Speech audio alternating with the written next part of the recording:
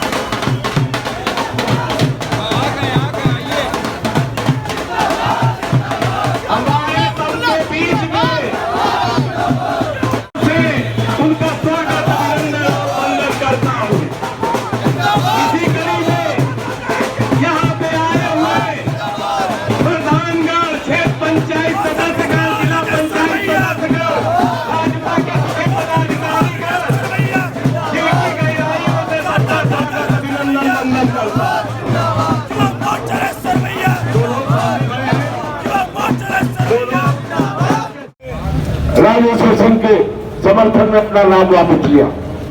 मित्रों, बड़ी लंबी कहानी है। 1985 में जब मैं यहाँ से उम्मीदवार था, जेल मैंने कहा कि इमरजेंसी की 77 में टिकट कटवाया।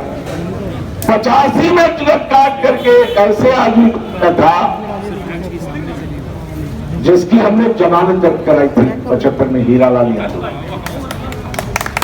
जातिवाद के उसमें मुलायम सिंह ने मेरा टिकट काटा था और इस क्षेत्र की जनता ने उनकी जमानत जब्त करा करके कांग्रेस को हरा करके शारदा प्रसाद शुक्ला को निर्दलीय और 35,000 रुपए में बना दिया था।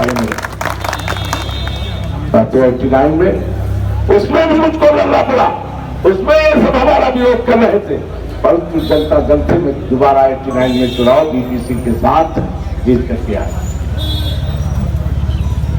हमको नेताजी ने 2 बार, मैं उनका सम्मान करता हूं, 2 बार हमको काउंसिलर, मैं काउंसिलर कभी इलाका कैंप में था,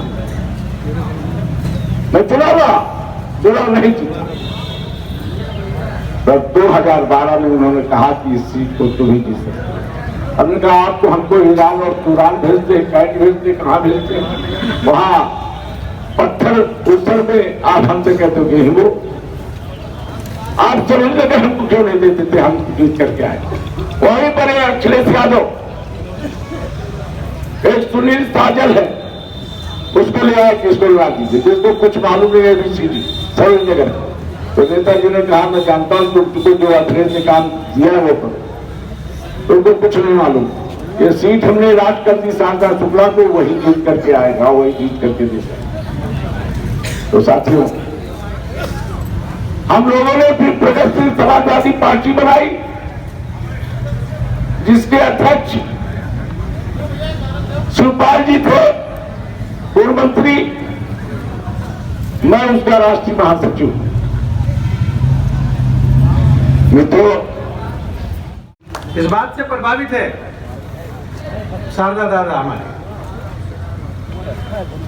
आप गौर करो कि गरीबों की लड़कियों की शादी में सपा की सरकार में केवल 10,000 रुपए मिलता था और ये पिछली सरकार में तो 1 पैसा नहीं मिलता था। विशेष संप्रदाय के लोगों को पैसा देते थे, स्कॉलर देते थे, लेकिन बाकी लोगों को नहीं देते थे। हमारी सरकार ने देने का काम किया। अब लड़कियों की शादी में घर से करो 20,000,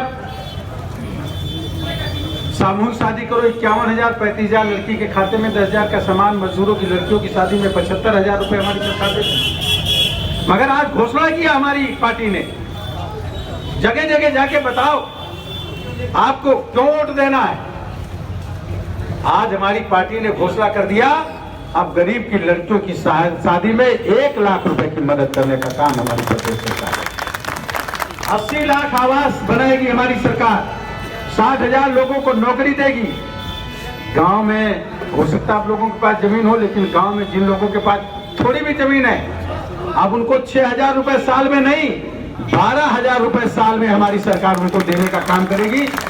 विधवा विकलांग वृद्धाओं को पेंशन जो 500 मिलती थी 1,000 किया, अब उनको 1,500 रुपया महीना पेंशन हमारी सरकार देने का काम करेगी। पढ़ने वाली लड़कियों को स्कूटी, लैपटॉप, टेबलेट देने का काम करेगी। ये सरकार करने जा रही है। आप सोचिए कितनी मदद, कितनी सहायता लोगों को करने के लिए हमारी सरकार जा रही है। मुफ्त में राशन लोगों को देने का काम कर रही है। आप सोचिए कि 1 किलो चीन, 1 किलो नमक, 1 किलो दाल या चना और 1 किलो तेल भी दे रही है। कभी सोचा, सपने में सोचा था किसी को मिलेगा? मैं कह रहा हूं कि आपको किसके लिए लोगों के बीच में जाना है? उन गरीब लोगों के लिए जिन लोगों के घर नहीं है, जिनके घर में कोई कमाने वाला नहीं है, जिनकी लड़कियों की शादी करने के लिए कोई मदद करने वाला नहीं है, उनकी मदद के लिए कमल का बटन दबाना पुण्य का काम है, सवाब का काम है, पूजा करने के बराबर है, इबादत करने के बराबर।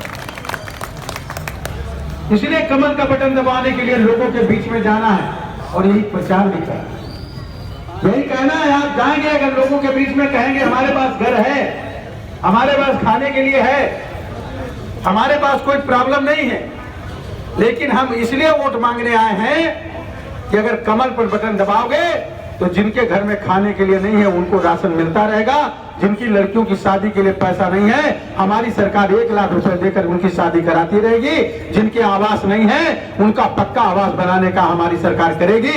एक भी आवास कच्चा नहीं रहेगा, सब लोगों को रोटी कपड़ा मकान मिलेगा।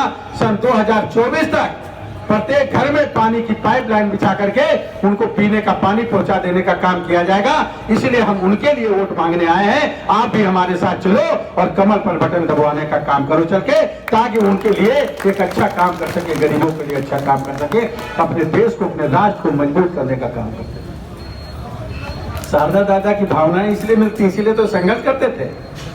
लाठी गोली खाएंगे, जेल चले जाएंगे, तो लाठी गोली खा के निर्दलीय बने थे विधायक 1985 में, जिसका जिक्र करते थे। अभी भी शेर की तरह दहाड़ते, मालूम क्यों? इनका चुनाव निशान भी शेर था उसका। तो मेरा आपसे अनुरोध है सब लोगों से कि केवल शहर में भी नहीं, आपके रिश्तेदार, नातेदार, दोस्त, मित्र, कहीं पर भी कैसे होगा, कैसे मिलेगा उन लोगों को जब फिर से प्रदेश में सरकार आएगी? और जब प्रदेश में सरकार आएगी तो कैसे आएगी? जब भाजपा के विधायक बनेंगे तो भाजपा के विधायक लखनऊ के 9 में से 9 बनाने हैं और आपको सरोजनी नगर का विधायक भी प्रचंड बहुमत से जीत करके भिजवाने का काम है। सारे गिले शिकवे भूलकर, सारे गिले शिकवे भूलकर आपको एकजुट होकर के प्रचंड बहुमत से जिताने का काम करना है। एक भी वोट इधर उधर नहीं जाने देना। मेहनत करिए। लोगों को थोड़े दिन का समय रह गया, ज्यादा समय नहीं है। आज 8 तारीख हो गई। हमारे भाई मंच के संचालक हैं राजेश सिंह जी, हमारे बहुत पुराने मित्र। पार्टी अलग अलग रहा है मगर दोस्ती रहा है। दबंग टाइप के भी है ना ये थोड़ा। मैं निर्दलीय जीत के आया, जिला पंचायत सदस्य जीत करके आया। हम लोगों की दोस्ती, कुछ ये भी नहीं सहते थे, कुछ मैं भी नहीं सहता था, मगर दोस्ती हो गई। तो ये तब से हमारे मित्र हैं। ये भी धरना प्रदर्शन करते हैं, बड़ी मीटिंगें कराते हैं, आयोजन करते हैं। अच्छा लग रहा है।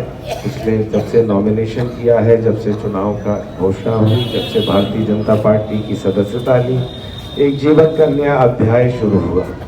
लखनऊ में पैदा हुआ, लखनऊ में पढ़ा, कॉन्वेंट कॉलेज से इंटरमीडिएट किया, भगवान की कृपा से नौकरी बहुत अच्छी मिली, पुलिस की नौकरी करी, लगभग 10 वर्षों तक उसमें लखनऊ में पोस्टेड रहा विभिन्न पदों पे, सीओ गोमती नगर, सीओ महानगर, टीएसपी क्राइम, सीओ ट्रैफिक, हर पोस्ट पे रह के लखनऊ की सेवा करने का अवसर मिला। अपराधियों के खिलाफ कार्रवाई करी, ट्रैफिक का अच्छा सुदृढ़ करने के लिए ट्रैफिक में बहुत काम किया। इसके बाद भगवान की कृपा से और आप लोगों के आशीर्वाद से प्रवर्तन निदेशालय में पोस्टिंग हुई। प्रवर्तन निदेशालय में लगभग 13 वर्षों तक मैंने काम किया। पिछले 5 वर्षों से जॉइंट डायरेक्टर के पद पे उत्तर प्रदेश का ही कार्यभार देख रहा था, लखनऊ में रह के देख रहा था। उसका बड़ा संतोषजनक कार्य रहा और भ्रष्ट जितने भ्रष्ट लोग थे, अधिकारी, कर्मचारी और राजनीति में जितने भ्रष्ट लोग थे, जिनके कारण प्रदेश का विकास नहीं हो रहा था, जिन्होंने प्रदेश में लूट खसोट करी थी, जिन्होंने गरीबों का पैसा खाया था, उनको जेल भेजने का अवसर मिला, उनको मैंने जेल भेजा, जिसमें आज कई मंत्री अभी भी जेल में हैं, चाहे वो पुराने खनन मंत्री हों, चाहे एक रामपुर के मंत्री हैं, वो भी अभी भी जेल में हैं। इन सबकी संपत्तियां जब्त की।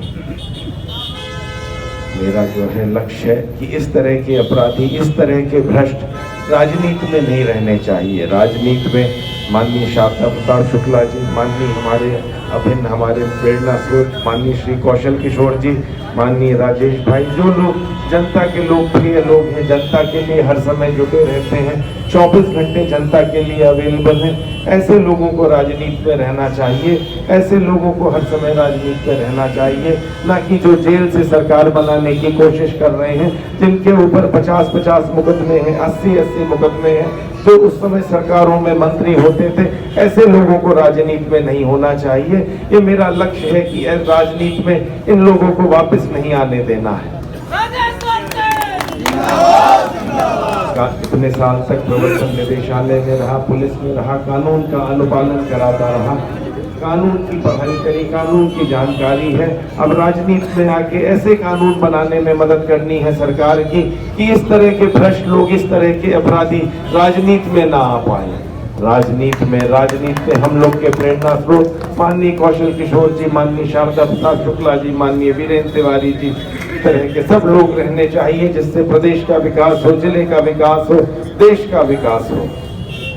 दूसरा मेरा लक्ष्य है कि युवाओं के लिए मुझे काम करना है। ये 12 वर्ष की नौकरी बची थी, अब आयु ऐसी हो रही थी, हर युवा के चेहरे पे मुस्कुराहट देखना मेरी बहुत प्रबल इच्छा है। मैं चाहता हूँ युवाओं के लिए कौशल विकास हो, युवाओं के लिए हर तरह के संसाधन उपलब्ध कराएं।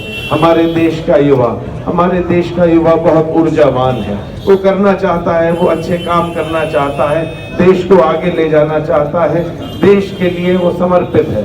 उसको संसाधन उपलब्ध कराना, उसको अच्छी जगह एडमिशन दिलाना, उसका कौशल विकास कराना, उसकी फैक्ट्री लगवाना, उसको रोजगार दिलवाना, ये मेरी प्राथमिकता है। युवा में बेटियों के लिए भी काम ये हो, ये मेरी प्राथमिकता है। सरोजनी नगर क्षेत्र में मुझे पार्टी ने भेजा है। सरोजनी नगर क्षेत्र अपने विधानसभा क्षेत्र के लिए एक लक्ष्य लेके आया हूँ कि इस क्षेत्र का इतना विकास करना है, मुझको इतना विकास करना है कि उत्तर प्रदेश नहीं, हिंदुस्तान का ये सर्वश्रेष्ठ क्षेत्र बने, सर्वोत्तम क्षेत्र बने। विकास का एक आदर्श रूप मुझे स्थापित करना है और मुझे दिखाना है क्या किया जा सकता है। इतने साल 23 वर्षों की नौकरी करी दिल्ली में, उत्तर प्रदेश में, बहुत जानकारी है, बहुत एक्सपीरियंस है। उस एक्सपीरियंस का मुझे इस्तेमाल करना है और इस क्षेत्र का विकास करना है। हर समय अवेलेबल रहूँगा, हर समय मेरी उपलब्धता रहेगी। लखनऊ में मैं पैदा हुआ हूँ, लखनऊ में जैसा भाई ने बताया मेरे पिताजी के नाम पे रोड भी है, हमारा पुश्तैनी मकान भी लखनऊ में है, मेरे परिवार के बाकी सदस्य भी लखनऊ में ही पोस्टेड आए हैं, पैदा हुए हैं। लखनऊ से मेरा जो जुड़ाव है वो कहीं और से हो नहीं सकता। ये भगवान की कृपा है और आप सबका आशीर्वाद है कि लखनऊ की जनता को सेवा करने का, मुझे लखनऊ की जनता का सेवा करने का मौका मिला। इसमें आप लोगों को मैं कभी निराश नहीं करूंगा और अपेक्षा से ज्यादा कार्य करूंगा। यही मेरा प्रण है, यही मेरा संकल्प है। माननीय दोनों मंत्री जी लोगों ने इतनी अच्छी बातें बताई। योगी सरकार, भारत सरकार, माननीय यशस्वी प्रधानमंत्री मोदी जी की सरकार जन कल्याणकारी नीतियों में एक के बाद एक से एक अच्छी जन कल्याणकारी नीतियां ला रही हैं। फ्री में राशन मिल रहा है, मकान 42-43 लाख मकान दिए गए हैं, 1.5 करोड़ से ऊपर उज्ज्वला के कनेक्शन दिए गए हैं। हर चीज, हर तरह की जन कल्याणकारी नीति उत्तर प्रदेश में और देश में लागू की जा रही है। हमें माननीय मोदी जी का, माननीय योगी जी का हाथ मजबूत करना है और एक बार 5 साल के लिए फिर उनको मौका देना है, क्योंकि उत्तर प्रदेश इस समय विकास की राह पे चल रहा है। यदि इसी गति से उत्तर प्रदेश का विकास होता रहा तो 5 वर्षों में उत्तर प्रदेश भी सर्वोत्तम प्रदेश बन चुका होगा हिंदुस्तान का।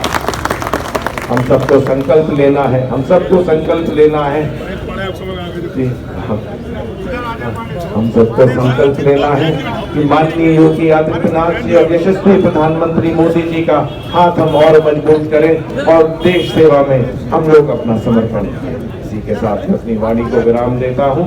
भारत माता की, भारत माता की।